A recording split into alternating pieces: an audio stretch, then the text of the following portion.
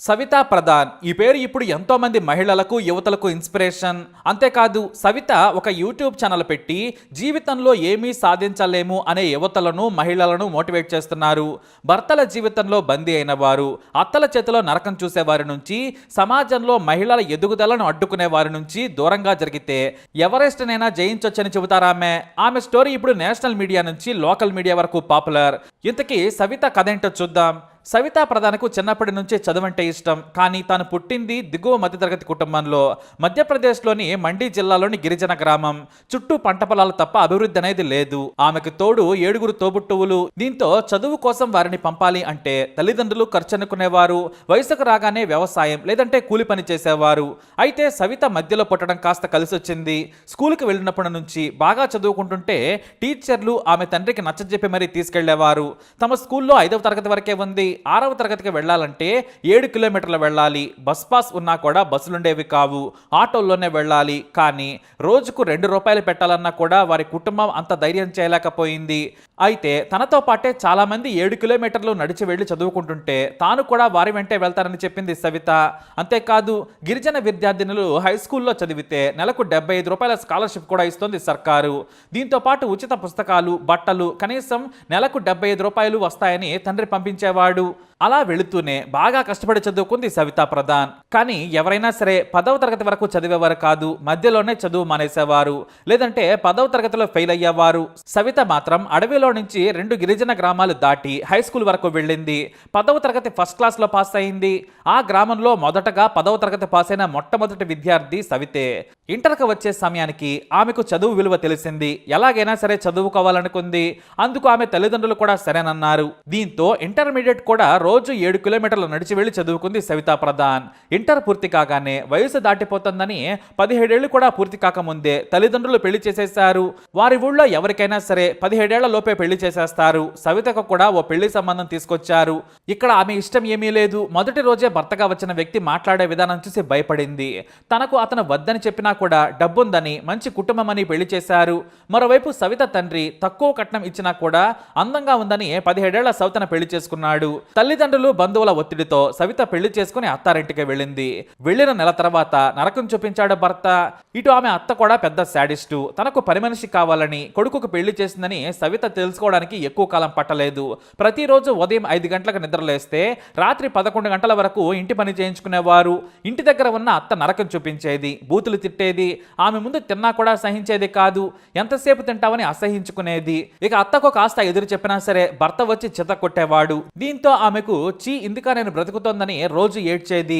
తల్లిదండ్రులకు చెప్పుకొని బాధపడితే కొన్నాళ్ల పాటు భరిస్తే ఆ తర్వాత కాపురం నిలబడుతుందని సర్ది చెప్పేవారు. ఎందుకంటే వారు 4 ఆడపిల్లల పెళ్లిళ్ళు చేయాలంటే ఎంత కష్టమో వారికి తెలుసు. ఈలోపు గర్భం దాల్చింది సవిత. తన కాళ్ళు చేతులను కట్టేసినట్లయింది. గర్భం దాల్చినా సరే భర్త మాత్రం ప్రేమ చూపించలేదు సరికదా, హీనంగా చుట్టం మొదలుపెట్టాడు. మంచి తిండి లేకుంటే బిడ్డ సరిగ్గా పెరగదేమోనని అత్త భర్త చూడనప్పుడు దొంగచాటుగా తినాల్సి వచ్చేది. మరికొన్నిసార్లు చపాతీలు దాచుకొని బాత్రూంలోకి వెళ్లి నోట్లో కుక్కుని గబగబా తిని వచ్చేసేది. ఇలా కాలం దారుణంగా గడిచింది. కన్నీళ్లతోనే కాలం వెళ్లదీసింది. అయితే మరోసారి గర్భం దాల్చిన తర్వాత అత్త అరాచకాలు పరాకాష్ఠకు చేరాయి. చిన్న పని చేయకపోయినా తల మీద కొట్టేది. ఎదురు సమాధానం చెబితే కొడుకుని రెచ్చగొట్టి కొట్టించేది. అయితే 2వ బిడ్డ పుట్టిన తర్వాత సవిత కష్టాలు మరింత పెరిగాయి. భర్త తాగుడుకు బానిసయ్యాడు. మద్యం తాగి వచ్చి హింసించడంతో బాధలు తట్టుకోలేక 2 పిల్లలను హాల్లో వదిలేసి చనిపోవాలనుకుంది.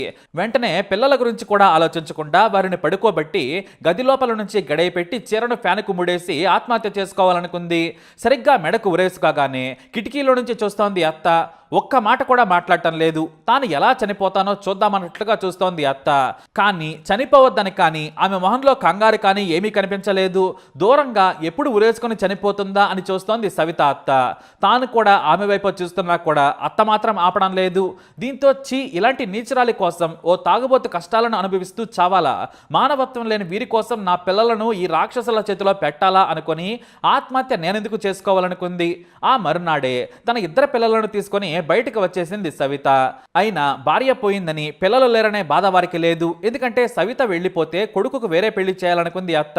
దీంతో పిల్లలను తీసుకుని బయటకు వచ్చి స్నేహితురాలి సాయంతో ఓ బ్యూటీ పార్లర్లో పనిచేస్తూనే చదువుకోవడం మొదలుపెట్టింది. దూర విద్యలో పబ్లిక్ అడ్మినిస్ట్రేషన్లో డిగ్రీ పూర్తి చేసింది. ఆ తర్వాత తల్లి సాయంగా ఉండేందుకు వచ్చింది. తండ్రి కూడా ఆర్థికంగా కష్టపడుతున్న కూతురుకు చేయందించాడు. దీంతో ఇండోర్ యూనివర్సిటీ ఎంట్రన్స్ రాసి సీటు సంపాదించింది. అప్పుడే ఆమెకు సివిల్స్ రాయాలని, గొప్ప ఉద్యోగం చేయాలనే కసి పుట్టింది. తల్లిదండ్రులు చేయందించడంతో తన పిల్లలను వారు కూడా చూసుకుంటూ ఉండడంతో చదువు కోసం ఇండోర్లోని యూనివర్సిటీ క్యాంపస్లో ఉంటూ చదువుకుంది. ఒకవైపు పీజీ, మరోవైపు సివిల్స్కు ప్రిపేర్ అయ్యారామె. రోజుకు 14 గంటలు చదువుకొని కష్టపడ్డ సవిత పీజీలో ఏకంగా యూనివర్సిటీ టాపర్గా నిలిచి గోల్డ్ మెడల్ సాధించింది. పీజీ పూర్తి కాగానే 2017లో సివిల్స్ మొదటి అటెంప్ట్లోనే మంచి ర్యాంక్ సాధించి సవిత ఐఏఎస్ సాధించి సంచలనం సృష్టించింది. ఒక్కసారిగా సవిత జీవితం మారిపోయింది. ఎక్కడో అత్త చేతిలో తన్నులు తింటూ జీవితాన్ని నరకకోపం చేసుకున్న సవితకు ఆత్మహత్య చేసుకోవాలనుకునే ఆలోచన రావడం చాలా ప్రమాదకరమైన నిర్ణయమైనా కూడా మంచే చేసింది. చనిపోతుంటే నవ్వుతూ చూస్తున్న శాడిస్ట్ అతను చూసి ఈ నీచురాలి కోసం నేనెందుకు చావాలి, జీవితంలో గెలవాలి అనుకుంది. పుస్తకం చేతిలో ఉంటే ఎన్ని గంటలైనా చదవగల ఓపిక సవిత సొంతం.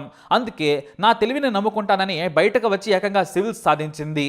శిక్షణ పూర్తి కాగానే నీముచ్ జిల్లాలో మున్సిపల్ అడ్మినిస్ట్రేటర్గా మొదటి పోస్టు దక్కింది. అయితే ఆమె జీవితం అక్కడితో ఆగిపోలేదు. గొప్ప ఉద్యోగం రాగానే భర్త ఎంట్రీ ఇచ్చాడు. మనం పిల్లలం కలిసి ఉందాం, గతమంతా నువ్వు మరిచిపో, నేను మరిచిపోతానని కబుర్లు చెప్పాడు. అంతేకాదు తన తల్లితో కూడా కబురు పెట్టించాడు. అతని మాటలు విన్న సవిత ఒప్పుకోలేదు. ఇద్దరు గొడవ పడ్డారు.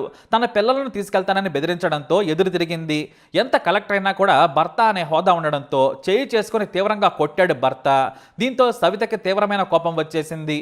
నువ్వు జీవితంలో మారవు, ఎంత ధైర్యం ఉంటే నా మీద చేయి చేసుకుంటావని ఇంట్లో నుంచి బయటకు వెళ్ళమని హెచ్చరించింది. లేదంటే సెక్యూరిటీని పిలుస్తానని చెప్పింది. ఇక చేసేది లేక భర్త వెళ్ళిపోయాడు. ఆ మరునాడు ఇంట్లోకి వచ్చేందుకు ప్రయత్నించగా అతనిని రానివ్వద్దని సెక్యూరిటీకి చెప్పారు సవిత. దీంతో భర్తకు సీన్ అర్థమైపోయింది. వెంటనే విడాకులకు అప్లై చేసి భర్త పీడ విరగడయ్యేలా చూసుకుంది. అంతేకాదు తాను ఎక్కడి నుంచి ఎక్కడి వరకు ఎదిగానో చూడమంటూ అమ్మాయిలు, మహిళలకు ఇన్స్పిరేషన్గా నిలుస్తుంది సవిత. తన యూట్యూబ్ ఛానల్తో ఎంతో మంది గృహహింసలో చిక్కిపోతున్న వారికి భరోసా కల్పిస్తూ ఉన్నారు. ముందు తన కథ చెప్పి ఆ ఛానల్లో అందరికీ స్ఫూర్తినిస్తుంటే ప్రపంచానికి సవిత కథ తెలిసింది. అయితే ఓ కార్యక్రమంలో పరిచయమైన డిజిటల్ క్రియేటర్ హర్షరాయ్ గౌరవ్ను ప్రేమించి పెళ్లి చేసుకున్నారు సవిత. కష్టాల్లో ఉన్నప్పుడు తనకు కొత్త జీవితం ఇచ్చిన తల్లిదండ్రులను కూడా చూసుకుంటున్న సవిత సంతోషంగా ఉన్నారు. ఒకప్పుడు ఇంట్లోని భర్త, అత్తతో పోరాడిన సవితా ప్రధాన్ ఇప్పుడు సమాజంలోని నేరగాళ్లతో పోరాడి ప్రజలకు సేవ చేస్తున్నారు. అందుకే కష్టపడితే ఏదైనా సాధ్యమే అంటారు సవిత. జీవితానికి చనిపోయినప్పుడే ముగింపుంటుంది. ఊపిరి ఉన్నంత వరకు దేనితోనైనా పోరాడాలంటారామె. ఇది గొప్ప స్ఫూర్తిదాయకమైన నిజ జీవిత కథ. Hats off to Savitha Pradhan. విన్నారు కదా సవితా ప్రధాన్ కదా. ఆమె చెప్పిన మాట ఒకటే, చనిపోవాలి అనుకున్నప్పుడు జీవితం అంతమైపోతుంది, కానీ పోరాడాలి అనుకున్నప్పుడే జీవితం మొదలవుతుంది. మరి తప్పకుండా ఆమె మాటలను ఫాలో అవుదాం. మీ అభిప్రాయాన్ని కూడా కమెంట్ ద్వారా తెలియజేయండి. వీడియోని లైక్ చేయండి, షేర్ చేయండి, మా ఛానల్ని సబ్స్క్రైబ్ చేసుకోండి.